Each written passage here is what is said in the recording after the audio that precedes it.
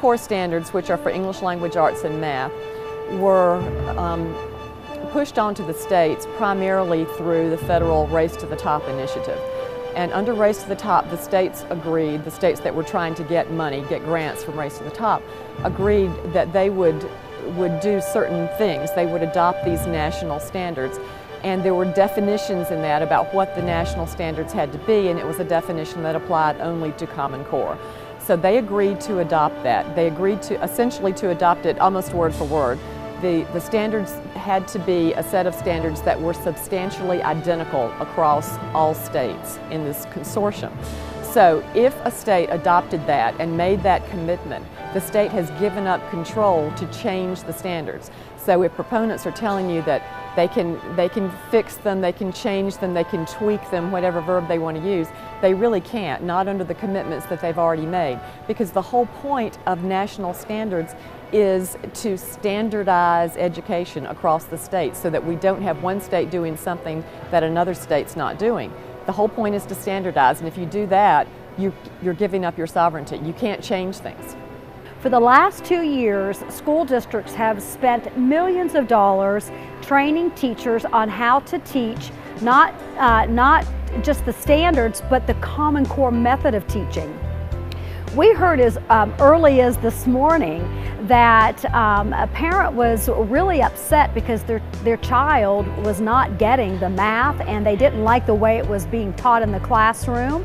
And that parent said it was probably because the school district wasn't teaching it the right way. So that school district has spent millions of dollars. Now they're going to go back and retrain the teachers and continue to train the teachers on the Common Core methodology. It's a dark hole for taxpayers to constantly have to be training and retraining teachers. A Common Core is going to cost a boatload of money for Georgians. We have no idea how much it's going to cost. They're going to have to purchase new curriculum materials. They're going to have to purchase either textbooks or digital materials. Everything's got to be realigned to the Common Core. So it's like starting all over again with their purchases. It's going to be a never-ending trough of money that's going to have to be paid out by the taxpayers just to pay for the ongoing issues with Common Core.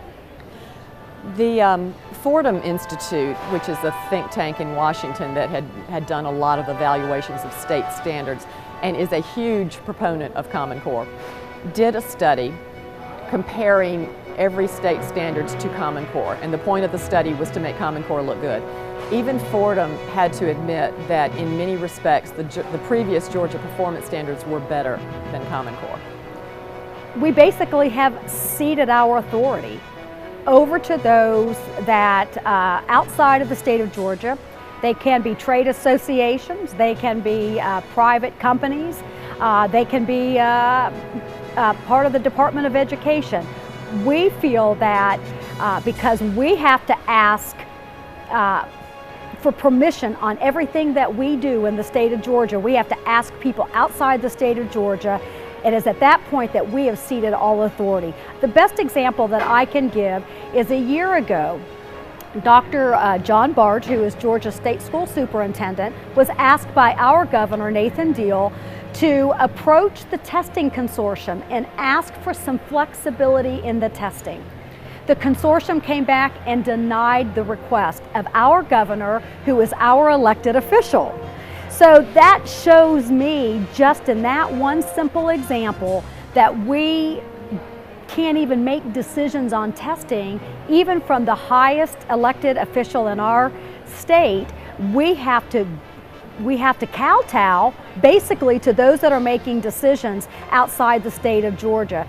Bottom line, we've sold our autonomy to special interests outside the state, and we want it back. We recognize that and we want it back. We want that authority and the opportunity to control what we want to do in Georgia for our students back in the hands of Georgia educators. We have had studies done, 2 studies done in Georgia, one by Dr. Sandra Stotsky, who is the nation's premier expert in English language arts standards, and another by Dr. Mary Kay Bacayao, who teaches at Mercer University, they analyzed the previous Georgia performance standards versus the Common Core, and both of them concluded that the Georgia standards were a great deal superior to the Common Core standards.